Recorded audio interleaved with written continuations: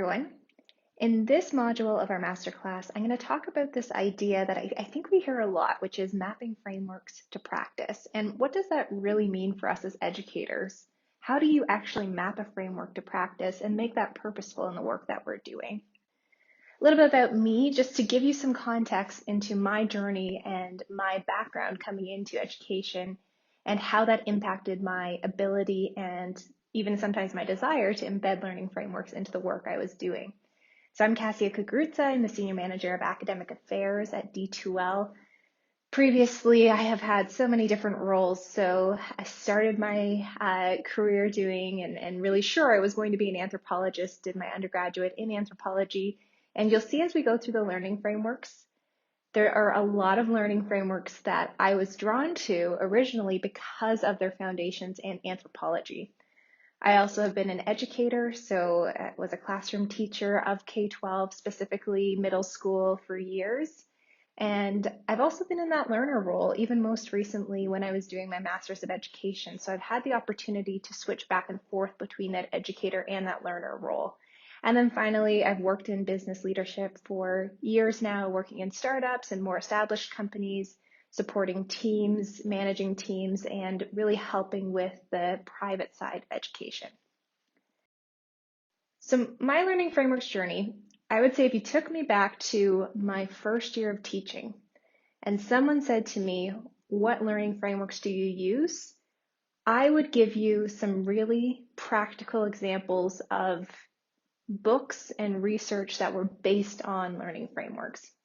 Before I share mine, think to yourself, if I were to ask you this question, what learning frameworks do you use? What are the learning frameworks that you would call out right away? So as you're thinking through that, I'll share some of mine. So the first one I would have told you I used in my first year of teaching was Jan Gibbs and her tribes work. And that was really because there was a lot of work that I did around classroom management, building learning communities. I really liked the idea of communities of learning. A lot of that came from my background in anthropology, and that was a learning framework that I used. Barry Bennett's work, classroom management, the bump model. My first couple of years of teaching, I gravitated to that. You're new, you're starting to figure out those components, especially in K-12 where classroom management is a bit more of a top of mind subject. This was one that I immediately gravitated to. And then the third one I probably would have said is Bloom's taxonomy, which is a pretty common one. It was a great way for me to try to understand and adapt and learn how to do assessment and content. And that was one I gravitated to as well. There's a pattern here. See if you can see it. The pattern is these were all very practical versions of learning frameworks. They weren't necessarily always the primary source, the primary research, but they had strategies embedded that were completely applicable to the work I was doing, and that's why I gravitated to them. Did I know where any of them really came from? No. Did I know the learning theories underlying them? No. But I knew that they helped me, and I knew that they helped my students, and that's what worked for me. When I went back to school and did my Master's of Education, I took this course and it was called The Relationship of Theories and Practice. And to be honest, I was not super excited to take it. And all of a sudden we started getting into, I guess predictably, learning theories and learning frameworks that I didn't remember from my Bachelor's of Education and I hadn't really explored since doing some science work in my undergraduate. So things like Freire and his critical pedagogy, or B.F. Skinner and John Dewey, Alberto Bondero, Edward Thorndike, these were all names that were coming up, and these were all theories we were exploring. And I'll be honest, my first little while in this course, when we started really unpacking learning theories and how to adapt those to the classroom, I didn't see how it worked. Sure, B.F. Skinner had a great response stimulus research with lab rats that spoke a lot to motivation, but I much preferred looking back at the bump model in Barry Bennett. It was more practical to the work I was doing. I understood Freire's dedication to critical pedagogy. It was a fantastic read going through his research. But did I really want to spend all my time trying to set up critical dialogue in my classroom when all I could do was keep my head above water in the first couple of years? So I really saw learning frameworks as this really narrow view of the classroom that didn't really adapt well to the work that I was doing. And I'll admit, it's a bit embarrassing to say this now to you all, but my first paper for this course was called Why Learning Theories Aren't Relevant. I really did not think that they were to the classroom. I understood why they were there, but I did not want to spend my time going through the research myself. I wanted to use the distilled research that I was getting through those practical guides that I was being given in my professional development days as an educator. It wasn't until I started to really participate in some of the debates of that course, really start to dig into some of the learning frameworks that I had seen in the past and been using in the past, that I started to understand why learning frameworks were important. So the first thing I think that was the step in my journey that changed me, and I really suggest if you're somebody who, like me, didn't dig into learning frameworks that much, this is something I suggest doing. I started to read really critically the research and read really critically the professional learning books that I was getting, especially in K-12 education, but higher ed as well. I think there's a real I would call it a trend, but I think it continues. So maybe it's more than just a trend. It seems to be an ongoing thing.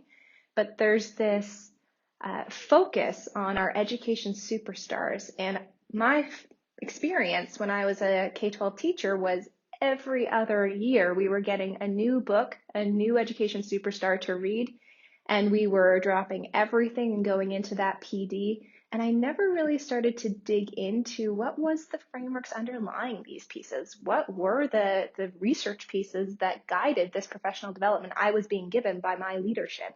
I just went with it.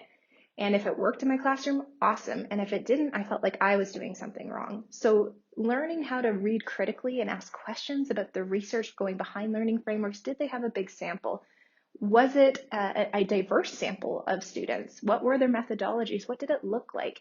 And then start to go into comparing and contrasting with other frameworks, other research, and my own lived experiences. That's when I really started to be able to connect things to my practice. And I was still realistic with things. There are going to be parts of learning frameworks that do not make sense to you or do not work in your classroom. And maybe part of that's not fully understanding the learning framework yet. Maybe that framework doesn't work for you or work for your current context, and that's okay. So once I went through this journey, the biggest thing that I did to change my practice and start to use learning frameworks in a meaningful way was I chose one and I just started to dig into it and start to understand it a little bit more. I love mind mapping, always have. Concept maps for me are just a really good way for me to frame up what I'm thinking. And I chose Pedagogy of the Oppressed, Pablo Freire's work, because, again, anthropology background, loving some things that really had to do with critical dialogue and community building, I started to really look at, okay, what's the key thing here? What does this framework even mean? And really it came down to problem posing for change. So in a K-12 classroom, that to me made a lot of sense with some of the things that we were doing in terms of big ideas, project-based learning, helping our students understand the realities of the world around them and become global citizens. So problem posing for change was a way for me to get to those end goals that I already had set. And then I started looking at what are the components I have to consider. And at first it seemed really overwhelming, but then I started to see things that were relevant to me. So learning as a two-way street. It's not just me as a teacher giving you the information. It is a back and forth dialogue with the students to guide each other's learning. That made sense within my practice. And that also reflected the way that I liked to teach, where the power dynamic was not a teacher at the front of the room, it was more the guide on the side. And that spoke to the way that I built communities of practice in my classroom, the way that we did dialogue, and all of a sudden this learning framework started to make sense. And I did this a couple of times. And what I did was I went back to those frameworks. So think back to those frameworks that we talked about at the beginning, where I said, here are the three that I said would be my number ones in my first year of teaching: tribes, BUMP, Bloom's taxonomy. I'm going to throw project-based learning in there as well. So think back to those. I started to look at what were the research and the original theories that aligned or underlaid these things. So tribes, Jan Gibbs' work, there was a lot of critical pedagogy from Freire in that book. There was a lot of things that Freire set up the research for that were then being reflected in the activities and the practical use cases that Jan Gibbs was giving in tribes. And when I started digging deeper, a lot of the things in tribes as well really spoke to other theories and frameworks that maybe I wouldn't have explored, like indigenous ways of knowing. So having these community circles and tribes really is reflective of a lot of the ways that, and a lot of the pedagogy that comes out of indigenous communities. Culturally relevant and responsive pedagogy, same thing. There's a lot that we're focused on right now in education with CRRP, and that plays into some of these frameworks that have already existed. So I did that a couple of times with PBL, looking at pragmatism and Dewey and this idea that education needs to happen in action and context. And that to me aligned with themes like authentic learning and deep learning that we talk about all the time. B.F. Skinner and Edward Thorndike, their theories of reinforcement, I could see that now in Barry Bennett's work of BUMP. And then I could also see those self-regulation pieces that come out of the reinforcement theory and out of the BUMP theory in the social emotional learning and motivation work that is becoming very, very popular. So what I recommend, especially if you're somebody who, like me, did not like learning frameworks at the beginning, and even if you're someone who really embraced learning frameworks, look for the frameworks that overlap and make sense to you. Look for the intersections between what we're doing and what the research says. And because there's always going to be that next new thing that we're focused on in education, try to find ways to connect those new concepts to the theories and research that have already existed, because we'll often find that even though we're adapting, evolving, and innovating in education, there's a grounding of research that can help us stay really focused. And I think Jack Mesereau's transformative learning framework is actually a really good way of thinking about this. It's the idea that education, to become meaningful, requires our learners to incorporate new information into their symbolic frames of reference that are already created for them or already established due to their context. And that's really the best way to adapt learning frameworks into your own practice as well. So in conclusion, I wish you the best of luck with exploring learning frameworks and theories. My top 3 tips and the things that helped me the most around adapting them practically to my classroom. First one, focus on one thing at a time.